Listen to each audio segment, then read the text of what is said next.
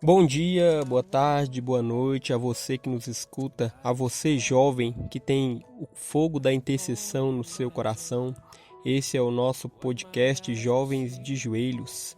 Quero trazer para você hoje uma palavra para te esclarecer um pouquinho sobre esse ministério tão especial. Lembre-se, nossa visão é gerar no seu coração esse encargo, é mostrar que o ministério de intercessão também é um ministério para jovens. Eu te convido para vir aqui comigo na palavra de Deus, Ezequiel capítulo 47.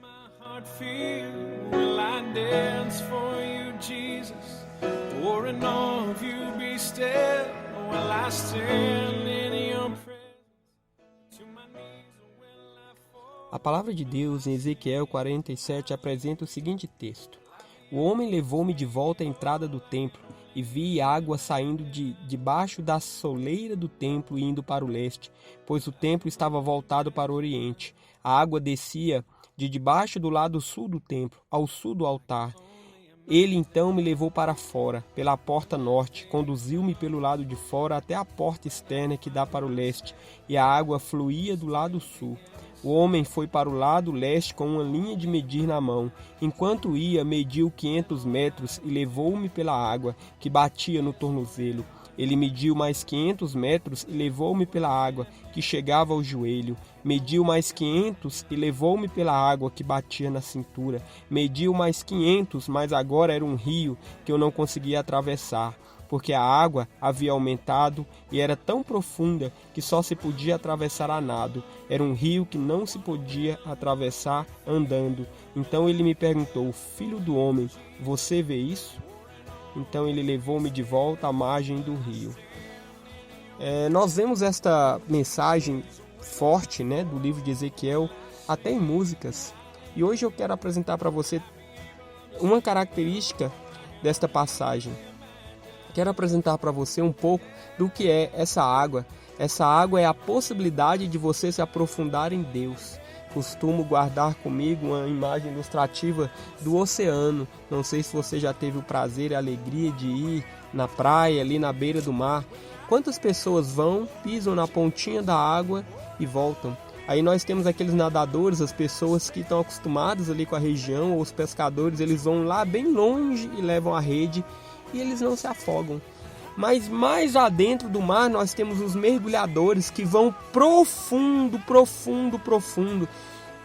Porém, ainda existe aqueles cientistas que com equipamentos, os submarinos, eles vão mais fundo ainda. Tudo isso dentro das águas. Outra característica dessa passagem é que havia alguém com uma corda de medir. Sim, ele estava medindo e chamando para ir mais fundo. Medindo e chamando para ir mais fundo. Esse alguém é Jesus. Jesus, ele não nos obriga a ir a lugares mais profundos, mas há um anseio no seu coração que nós venhamos decidir ir sim a lugares mais profundos. A água é o desejo do Senhor, que nós nos acheguemos a Ele, nos aprofundemos ministerialmente na chamada. Há sempre um clamor no coração de Cristo para nós: fazei discípulos. Mas como que alguém imaturo pode fazer discípulos? Como que alguém de águas rasas pode fazer discípulo? E o terceiro aspecto que me chama a atenção aqui é que havia Jesus e mais uma pessoa. Essa pessoa somos nós. Nós muitas vezes até vemos as águas e aí nós chegamos até o tornozelo e aí nos acomodamos e ficamos satisfeitos com águas até os tornozelos. Alguns um pouco mais corajosos ficam com essa água até os joelhos e aí já se empolgam, mas param por aí. Alguns um pouco mais ousados vão com essa água até a cintura, e onde você já começa a sentir a pressão da água te levando. Mas chega um povo tão confiante no Senhor, que ele precisa nadar. Se ele não nadar, não aprender a mergulhar, não aprender a ser parte dessa água num relacionamento profundo, ele não sobrevive. O ministério de intercessão é assim. Há um clamor de Deus para os jovens desejarem essa profundidade. Há um clamor no coração de Deus para que os jovens se tornem indignados com a superficialidade. Não se iluda, jovem, você não é fraco, você não é carente, você não é um dependente emocional. Não aceite isso sobre você. A palavra de Deus diz que os jovens são fortes. Deus usa os jovens. Deus usou Daniel jovem. Deus usou Samuel muito jovem. Deus usou Davi jovem. Deus usou Jonatas jovem. Quantos homens Deus usa ainda bem jovens, mas é porque eles entenderam que eles poderiam em seus corações decidir ir a águas profundas. O ministério de intercessão é um ministério de águas profundas. E por que eu digo isso? Porque o ministério de intercessão envolve você orar pelos outros. Você só vai conseguir orar pelos outros quando você desenvolver o hábito de orar, tiver uma vida constante de oração. O ministério de intercessão envolve discernimento. O que você vai orar pelas pessoas? Se você não perceber nada do que Deus está querendo fazer. O ministério de intercessão envolve conhecimento e sabedoria da palavra, porque muitas vezes na oração você vai achar que ouviu algo, mas o que você ouviu está em linha com a palavra de Deus?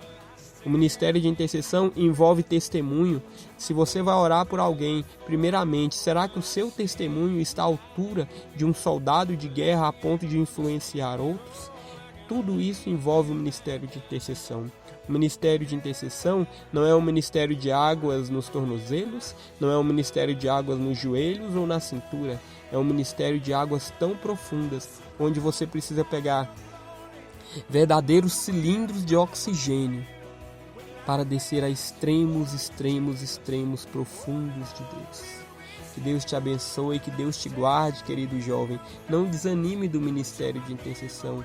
Não deixe esse clamor no seu coração se apagar. Não pense que esse ministério é para daqui anos, onde você estiver mais velho, já com os cabelos brancos. Não faça isso. Na velhice de Daniel, ele já tinha toda uma história impactando o meio em que vivia. Na velhice de Samuel, ele já havia ungido reis. É assim que Deus faz. Na velhice de Davi, ele já tinha uma história de vida com Deus. Esse ministério é poderoso e esse é um ministério para jovens. Jovens como você que está nos ouvindo.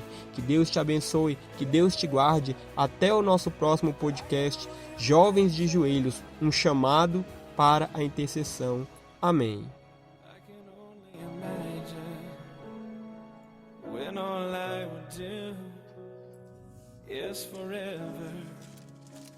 Forever worship you.